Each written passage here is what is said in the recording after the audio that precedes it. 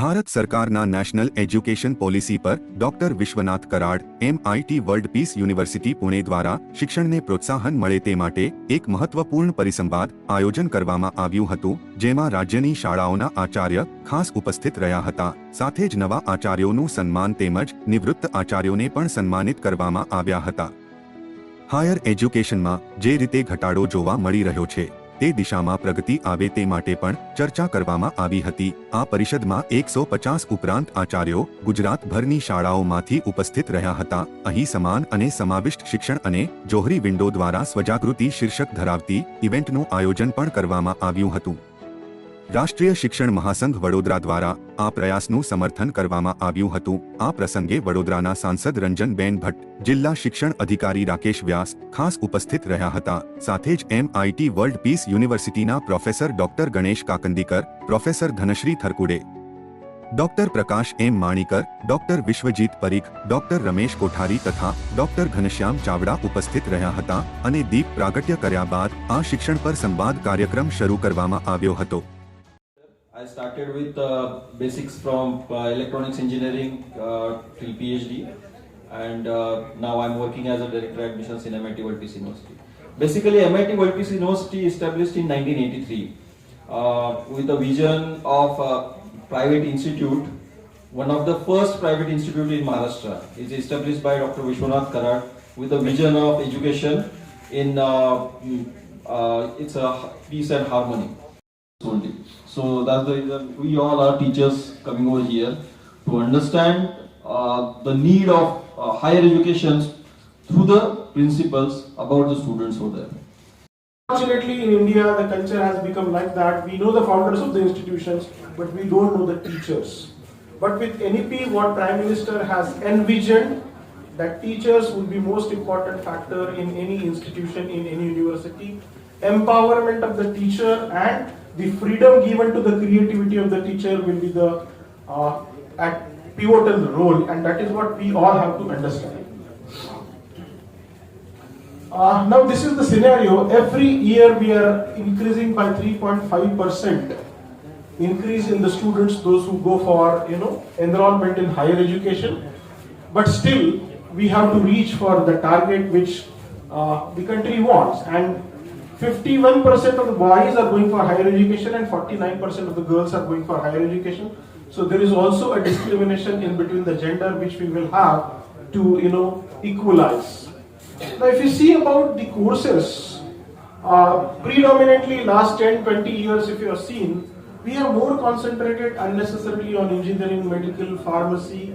There was a craze in the students and we forgot that our history, literature, creativity, fine arts, visual arts, management, everything has gone aside. But now with NEP, every university must be multidisciplinary university. So students should learn art, because engineering is also art. When you design a car, the car should run fine, but how the car looks is an art. And the first thing what we look when you purchase a car is how do car look instead of how it works, isn't it? But engineering students, we never thought of, or we have been never taught about arts, fine arts, visual arts, isn't it? So there was a gap which was identified, and now we are trying to have this STEM education. नमस्कार, मैं doctor प्रकाश माइनकर, मैं director हूँ admissions में MIT world peace university. ये MIT world peace university Pune based एक institute है. This is a university. It's a state private university, जो भी स्टेट प्राइवेट यूनिवर्सिटी है.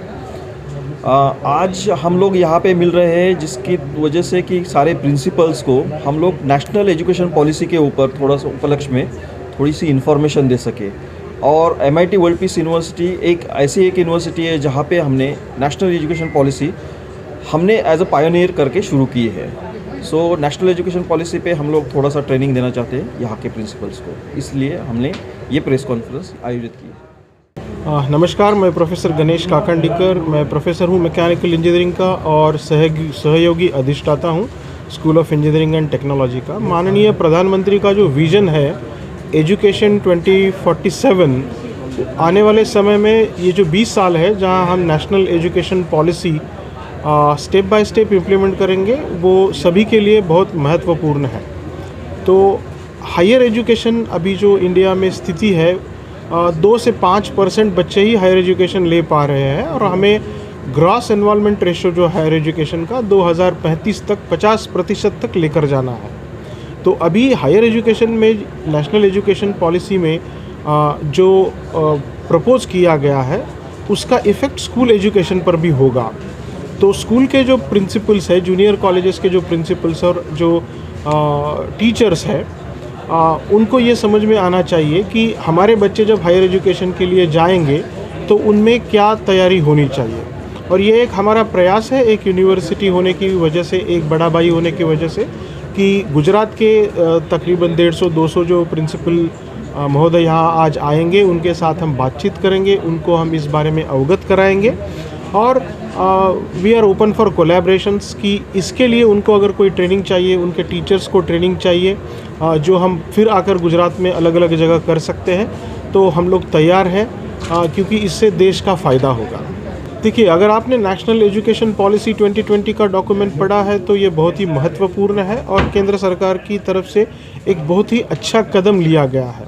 अगर हम भारत की गरिमा और इतिहास देखते हैं तो नालंदा यूनिवर्सिटी थी जहां दुनिया से छात्र आकर पढ़ते थे और उस समय में भी हज़ारों छात्र आकर रहा करते थे।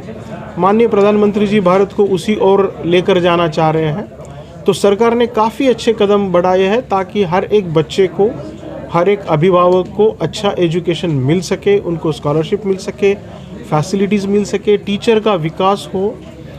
तो सरकार जो अभी कर रही है वो बहुत अच्छी तरीके से कर रही है। अब हम शिक्षकों का भी एक कार्य बनता है कि इसमें हम सहभाग हो और ताकि बच्चों का फ़ायदा हो, समाज का फ़ायदा हो और भारत का फ़ायदा हो, भारत की उन्नति हो। મારું નામ છે ડૉક્ટર ઘનશ્યામ ચાવડા। હું રાષ્ટ્રીય શૈક્ષિક સંઘ વડોદરા શહેરનો પ્રમુખ છું અને નૂતન વિદ્યાલયમાં પ્રિન્સિપાલ છું।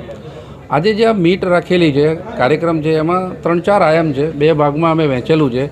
એક છે ન્યૂ એજ્યુકેશન પોલિસી, જે પ્રખર વક્તા છે એ બધી એની માહિતી આપશે, અને બીજો હિસ્સો છે કે જે આચાર્ય નવનિયુક્ત થયા છે, એવા 94 આચાર્ય છે જે વડોદરા શહેર અને જિલ્લામાં નિમણૂક થઈ છે, એમનું સન્માન, અને કેટલાક આચાર્યો નિવૃત્ત થયા છે એમનું આ સન્માનનો કાર્યક્રમ છે। સરકાર આજકાલ જે કે એજ્યુકેશન પોલિસીનું 2020 છે એમાં એક આચાર્ય શું રોલ કરી શકે, આ પોલિસીને સફળ બનાવવા માટે આચાર્ય એ પોતાની સ્કૂલમાં, કારણ કે આખરે ઇમ્પ્લિમેન્ટ સ્કૂલે કરવાનું છે, કોલેજે પ્રોફેસરે કરવું, તો એ લોકો શું કરી શકે આમાં સહયોગ, એની પ્રાથમિક માહિતી આપવાની છે, એની ચર્ચા થશે, એમના પ્રશ્નો હશે તો એના પ્રશ્નોના જવાબો આપણે અહીંથી આપવાના છે કે ભાઈ કઈ સમસ્યા આવશે ન્યૂ એજ્યુકેશન પોલિસી માટે, પ્રોબેબલ, એનું પ્રોબેબલ સોલ્યુશન શું હોઈ શકે, આની પણ મુક્તપણે આપણે અહીંયા ચર્ચા કરવાના છે। नमस्कार, मेरा नाम डॉक्टर धनश्री थरकुडे है। मैं MIT world peace university Poona से आई हूँ। यहाँ पे आने का उद्देश्य बहुत सिंपल है। 150 से 200 गुजरात से, बड़ौदा से प्रिंसिपल्स आए हुए हैं। हम सारे शिक्षक हैं यहाँ पे। NEP नेशनल एजुकेशन पॉलिसी जो माननीय प्रधानमंत्री जी ने जो हमें सबको एक विज़न दिया है, सारे लोग इकट्ठा आके इस पे विचार विनिमय करके और अच्छा कुछ कर सकते हैं। इसके बारे में ये प्लेटफॉर्म बहुत अच्छा है। MIT वर्ल्ड पीस यूनिवर्सिटी वैसे 40 साल पुरानी यूनिवर्सिटी इंस्टीट्यूशंस है। इस इंस्टीट्यूशन में मुझे बहुत गर्व है ये बताने के लिए कि बहुत सारी NEP की जो क्राइटेरियाज़ है, पैरामीटर्स है, जो हम डेवलप इम्प्लीमेंट पहले से करते आए हुए हैं। तो एक जैसे मेरे सहयोगी ने अभी बताया कि बड़े भाई होने के नाते मे भी हम कुछ सीखें और हम जो कर रहे हैं वो हम बताएं, इस उद्देश्य से हम यहाँ पे आए हैं। सीखना और सिखाना ये हमारा प्रोफेशन है और इसलिए हम इकट्ठा आके और कुछ अच्छा हो सकता है क्या हमारे भारत देश के लिए, इसलिए हम यहाँ पे आए हुए हैं। Thank you.